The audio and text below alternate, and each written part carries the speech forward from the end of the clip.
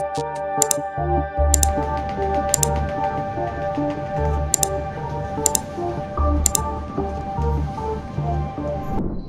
Everyone, I'm Chakravarthi from Rajahmundry.